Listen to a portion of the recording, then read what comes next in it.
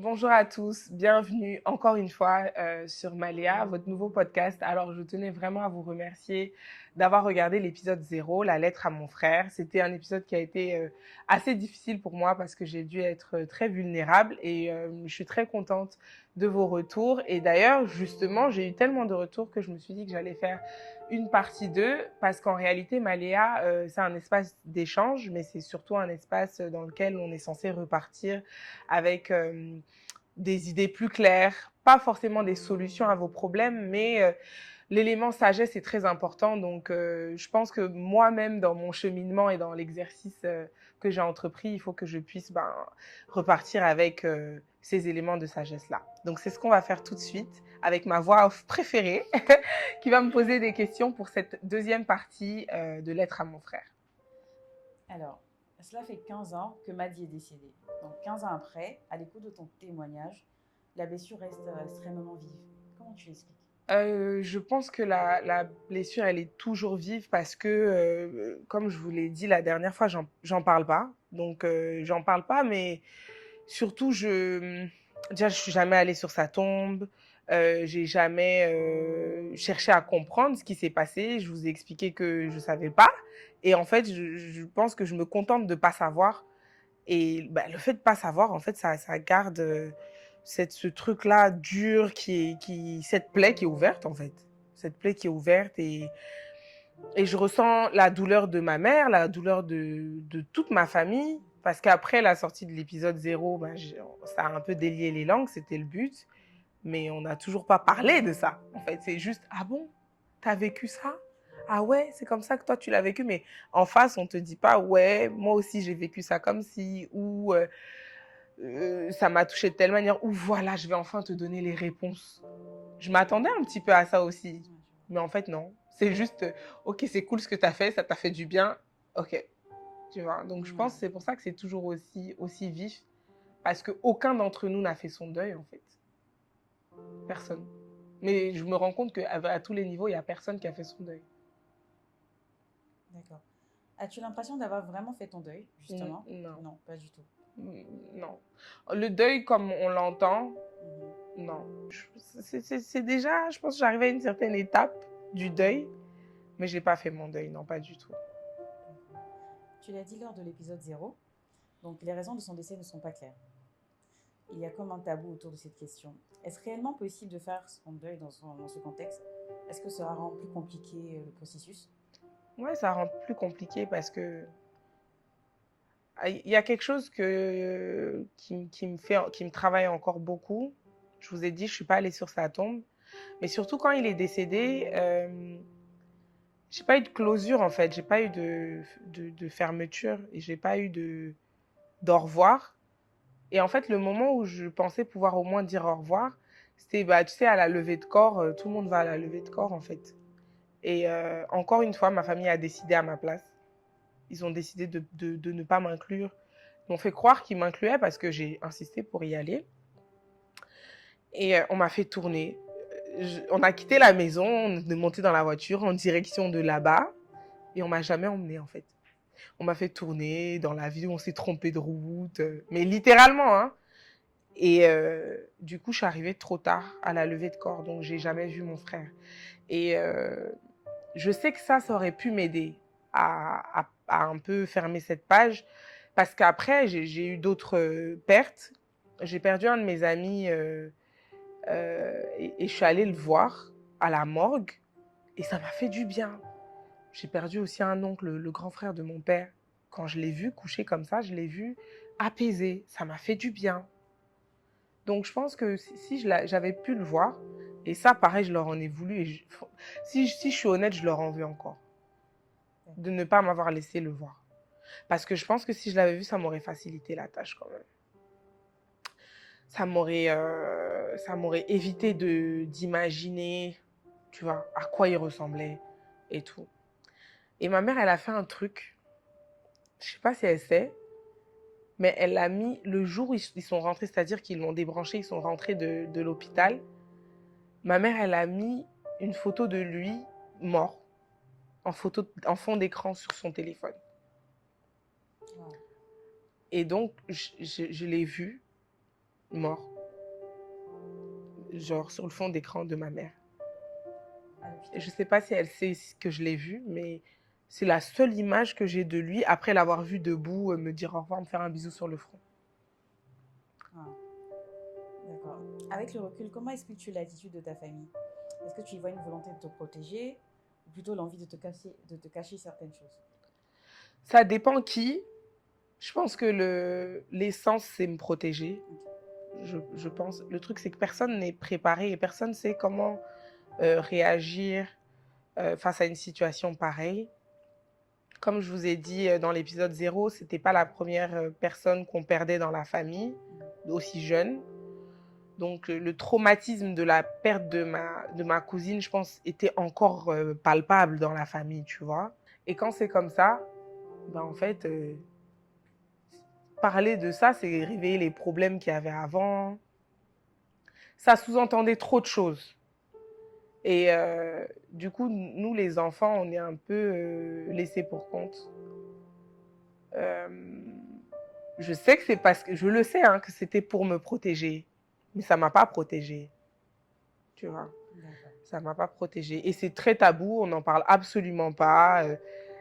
Après Maléa, comme je vous ai dit, je pensais que quelqu'un allait me dire, tiens, moi, je vais t'expliquer. Mais non. Il n'y a que Marie-Lou, donc la meilleure amie de mon frère, qui, elle, a proposé de répondre à mes éventuelles questions. Hier, en fait, après... Non, bon, elle, je lui ai envoyé l'épisode bien avant pour avoir son avis. Et ce jour-là, elle m'a dit, t'inquiète, si tu as des questions, n'hésite pas. Mais j'hésite. Parce qu'en réalité, je veux savoir, mais est-ce que je veux vraiment savoir? Est-ce que je veux vraiment savoir? C'était justement ma prochaine question, mais je vois que c'est non. Mais c'était de te demander si vous avez envisagé de libérer la parole en famille, que ce soit avant ou hier, même après la publication justement de l'épisode 0. Est-ce qu'après ça, il y a quelqu'un de la famille qui t'a dit écoute, après le tournage même de l'épisode 0, avant le montage et tout ça, quand je suis rentrée à la maison, j'ai expliqué à ma mère que j'avais tourné l'épisode, je lui ai parlé du sujet qu'on avait abordé et elle m'a encouragée. Je vous ai dit, de toute façon, elle m'encourage toujours dans tout ce que je fais.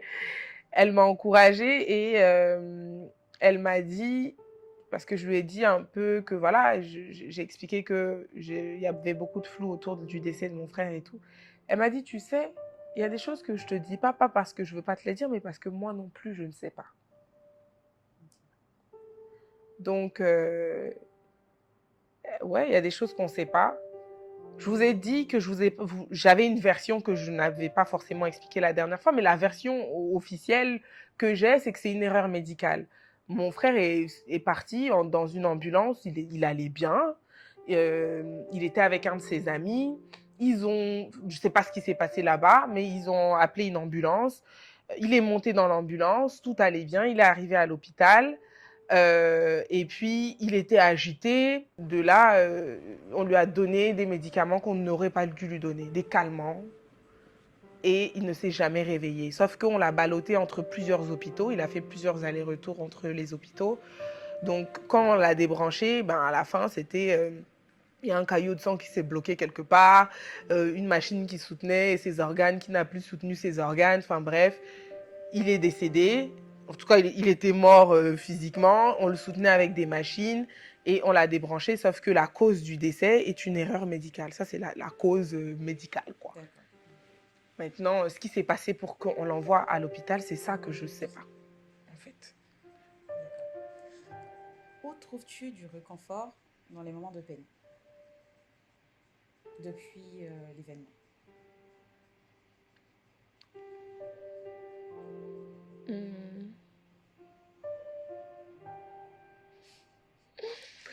J'en trouve pas vraiment. Je reste là, je pleure. Et quand je finis de pleurer, bah, je ris et je passe à autre chose. Alors, on a compris que tu t'es mise une pression pour compenser le manque que l'absence de ton frère a pu créer auprès de ta maman. Est-ce qu'elle en est conscience? Si oui, comment est-ce qu'elle le vit? Si son absence a... Je disais qu'on avait compris que tu t'es mise une pression pour compenser le manque que l'absence de ton frère a pu créer auprès de ta maman. Donc, Est-ce qu'elle en ait conscience? Oui, oui. Si oui, comment est-ce qu'elle le vit? Elle en a conscience depuis quelques années. Bon, en fait, depuis que je me suis installée à Abidjan, je pense qu'elle a conscience que je me mets beaucoup de pression et elle m'aide beaucoup. En tout cas, elle propose beaucoup, beaucoup de m'aider, tu vois. Elle va toujours me dire, mais pourquoi tu te mets autant de pression? Pourquoi tu fais autant de choses? Si tu as besoin d'aide, n'hésite pas. Si tu as besoin de quoi que ce soit. Enfin, moi, ma mère, elle est toujours, et je vous l'ai dit, elle est très expressive. C'est pas comme si elle restait dans son coin et elle parlait pas. C'est juste que ce sujet en particulier est un sujet tabou, quoi. Et mais c'est pas tabou que de sa faute, hein. C'est pas, je veux dire, je rejette pas la faute sur les gens. Je pense que moi aussi, je me suis mise dans une posture qui, je pensais, me permettait de d'avoir l'air forte, d'être, voilà, et puis de pas déranger les gens. Mais ça, c'est quelque chose que j'ai choisi aussi. C'est, on me l'a pas forcément imposé, quoi. D'accord. Quel en est l'impact émotionnel pour toi? Je pense que ça se voit un peu. C'est, en fait, l'impact, avec le temps et avec l'âge, je le vois dans beaucoup d'aspects de ma vie. Comme je le disais dans l'épisode 0, c'est que ce soit dans mes relations humaines, dans mes relations amoureuses, dans mon travail. Je, j'aime être indispensable. J'aime ça. Genre, j'aime être indispensable parce que je me dis qu'au moins, tu vois, je remplis. C'est le mot, genre je remplis l'espace. Et on me le dit souvent quand tu arrives, tu vois, tu as ce truc, mais c'est intentionnel, hein, c'est pas, C'est tu vrai. vois, je sais que c'est quelque chose que j'ai développé. C'est quelque chose que j'ai développé. Je veux pas me fondre dans la masse. Ok, Ça m'intéresse pas d'être oubliée, tu vois. ok. Pour rebondir sur la question du réconfort, donc on te sait très croyante. Est-ce que la spiritualité peut aider dans une certaine mesure? Ah, ça m'a beaucoup aidé. Ouais. À un moment, je me disais, en fait, la spiritualité, en fait, quand tu crois en Dieu, une épreuve comme ça peut soit te dire, mais en fait, il est là, il existe parce que j'ai jamais remis ça en cause. Mais genre, pourquoi il m'inflige ça? Mhm. Tu vois? Pourquoi il nous inflige ça? De façon répétée. J'ai perdu énormément de personnes. Je ne peux pas citer le nombre de personnes que j'ai perdues. Que ce soit des amis, des membres de ma famille. Et je pense qu'à un âge très jeune, j'avais perdu beaucoup trop de gens. Mais je sais aujourd'hui que c'est ce qui fait que je serai toujours... je vais toujours exceller dans ce que je fais parce que j'ai... Je sais pas si c'est bien, hein, mais je me mets encore une fois cette pression de si Dieu t'a fait vivre ça et on le dit, bon, moi je suis de confession musulmane, mais Dieu éprouve ceux qu'il aime le plus. Tout à fait. Et si je suis autant éprouvée, c'est parce que bah, il veut me prouver que je fais partie de ceux qu'il aime et donc je dois lui rendre, quoi. C'est ce que j'essaye de faire. D'accord. Tu dis ne pas vouloir être transparente, occuper l'espace, te rendre indispensable, comme pour combler un vide. Mais as-tu l'impression de vivre pour toi? Des fois, non. Ok. Mais par contre, avec l'exposition, parce que bon, avant, voilà, je faisais mes trucs que personne ne me connaissait. Avec l'exposition, aussi petite soit-elle, maintenant tu te protèges un peu plus, tu vois. Tu fais attention où tu vas, à qui tu fréquentes, à qui tu parles. Mhm. Donc maintenant, c'est beaucoup plus mesuré. Euh, c'est pas aussi tous les espaces que tu dois combler, hein. Donc ça aussi, non, je pense que j'arrive quand même à avoir le discernement nécessaire pour pas me perdre. Mais c'est pas tout le temps que je me positionne bien, quoi. D'accord. Alors, euh, quelles sont selon toi les grandes étapes du deuil? De ce que je sais, on a le choc, le déni, la colère, la dépression et la tristesse, la résignation, l'acceptation et enfin la reconstruction. Mm. Donc, selon toi, est-ce que tu es passé par toutes ces étapes? Le choc, le déni, La dépression, la tristesse, ça oui. Le déni, je l'ai eu longtemps. En fait, le choc, je ne l'ai même pas eu tout de suite. Hein. Parce que le choc, tu as le choc du tout début, de quand on t'appelle pour être sûr que est-ce qu'il est vraiment mort. Donc là, t'es choqué. Mais après, tu es dans le déni total. Genre, tu es dans le déni total. Tu es dans le truc de ça va passer. Tu as vu, ils sont là. Il y a plein de gens qui viennent chez toi. Ils viennent présenter leurs condoléances et tout. Mais déjà, ils ne s'adressent pas à toi. Comme je vous l'ai dit, tu es transparente, tu n'existes pas.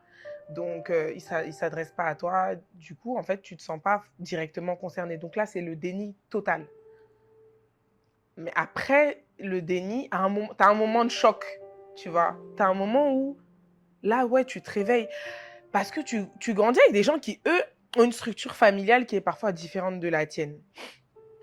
Moi, je venais du Mali, je suis arrivée en France avec toute notre culture et notre richesse, voilà, malienne. Et voilà, j'étais dans un quartier avec des gens qui étaient là avec leurs grands frères, qui avaient tu vois, il y avait des codes qui étaient différents. Mais moi, je n'avais pas ça. Tu vois. Et c'est dans ces moments-là que tu te rends compte que, oui, toi, il est où ton grand frère? Genre, toi, tu cherches, il y a les problèmes, mais toi, t'as pas de grand frère. Toi, t'as pas cette figure-là. Donc, il y a des moments comme ça où, là, tu ressens le choc. La tristesse, je l'ai tout le temps, je l'ai encore aujourd'hui. Euh, la résignation, ouais, à un moment, tu te résignes. Ah ben, t'as pas le choix. C'est vrai. T'as pas le choix. Mais est-ce que tu acceptes? Moi, je pense que j'ai pas encore accepté. J'ai pas accepté parce que je sais pas pourquoi il est pas là. Il n'avait pas de raison de ne pas être là, en fait, aujourd'hui. Il avait tout pour être là. Pourquoi il n'est pas là? Donc non, je ne pense pas que j'ai accepté. Et mais je pense que si j'accepte pas, je ne peux pas me reconstruire. Tout à fait. Tu as dit ne pas être allé sur sa tombe. Justement, n'est-ce pas ça le signe que le déni est toujours un peu présent? Parce que là, tu as le choix là maintenant. Avant, tu n'avais pas le choix. Maintenant, tu as le choix d'aller sur sa tombe. Pourquoi? Le pire, hein, c'est que non seulement j'ai le choix, mais je vais souvent dans le cimetière dans lequel il est, mais je n'ai jamais vu sa tombe. Parce que j'ai plusieurs membres de ma famille qui sont dans ce même cimetière-là. Et j'ai mon grand-père qui est dans ce cimetière. Donc chaque année, ma famille paternelle va sur la tombe de mon grand-père. Donc il m'est arrivé d'y aller avec eux. Mais j'ai jamais eu le courage d'aller sur la tombe de mon frère. Pourquoi? C'est encore le déni, justement. Ouais. Je, genre, je me dis, voir son nom sur une tombe, Ouais. je sais pas si ça je peux. J'aimerais, mais je sais pas s'il faut que j'y aille seule, s'il faut que j'y aille accompagnée. Mais il faut que j'y aille à un moment, il faut que je me décide à y aller. Hein. Faut que je me décide à y aller. Surtout que ma mère, elle, par contre, elle y va tout le temps. Elle y va tout le temps, elle m'en parle, elle fait nettoyer la tombe régulièrement, mais je suis jamais allée. D'accord. Alors, euh, l'objectif de Malia est bien évidemment de libérer la parole, mais aussi et surtout d'amorcer des solutions. Donc ton témoignage est une étape importante dans ce processus. Mais quelle sera la suite? Qu'envisages-tu de poser comme acte concret dans la perspective d'une guérison? Déjà, ça, c'est le premier acte vraiment palpable. Même ma sœur, c'est-à-dire ma sœur, mes frères et sœurs, quand ils ont vu l'épisode 0, ils m'ont dit, ah bon? Les gens que je côtoie au quotidien, les gens qui me connaissent bien, ils m'ont dit, mais j'ai appris sur toi. Donc je pense que déjà, c'est un bon début. Et je pense que je dois m'infliger certaines choses. Tu vois, je peux pas conseiller les gens. Parce que si un ami venait me dire, voilà, je suis en deuil, et voilà, je lui dirais, il faut que tu passes par toutes ces étapes, il faut que tu acceptes, il faut que tu ailles sur la tombe, il faut que tu parles avec ta famille, il faut que tu... Ça, c'est ce que je conseillerais à quelqu'un. Donc, il faut que je commence par moi-même. Et je vous promets pas que demain, j'irai sur la tombe de mon frère. Mais ce qui est sûr, c'est que cette plateforme me permet de m'exprimer et me permet en fait d'obliger à ouvrir des conversations avec les membres de ma famille. Et même d'entamer des conversations avec des gens à qui j'en veux toujours. Des gens à qui j'en veux toujours. Et tant que je leur en voudrais aussi, je pense que je n'arriverai pas à passer à autre chose. Donc, personnellement, ma prescription que je me fais à moi-même, c'est ça, quoi. C'est parler à maman, déjà. Et peut-être même si j'arrive pas à parler à maman directement, c'est parler déjà à Marie-Lou, qui elle a proposé. Oui. Peut-être que j'en saurai plus. Euh, Me décider à aller sur sa tombe. Euh, et puis, voilà, accepter, quoi. Accepter, c'est... Et puis, espérer que ma religion continuera à m'aider, à tenir et à garder cet espoir de le revoir un jour. Merci pour ce partage. Merci à vous. Merci à vous de me supporter avec mes larmes. En tout cas, ben voilà, maintenant on parle plus de moi, c'est fini. On a fait cette partie 2 de Maléa, Lettre à mon frère. L'intérêt, comme je vous l'ai dit, c'est vraiment de pouvoir commencer à avoir une esquisse de solutions. Je suis pas thérapeute, je suis pas coach de vie, je suis rien de tout cela. Je suis juste une oreille qui aimerait vous écouter parce que je pense que moi aussi ça m'aide dans mon cheminement. Et donc, maintenant, on parle plus de moi, on parle de vous. Donc, restez connectés, suivez-nous sur toutes nos plateformes. On est disponible donc sur YouTube, sur Instagram, sur Facebook, mais également sur les plateformes d'écoute comme podcast, Apple Podcast. Donc voilà, je vous fais de gros bisous et je vous dis à bientôt pour un nouvel épisode de Maléa.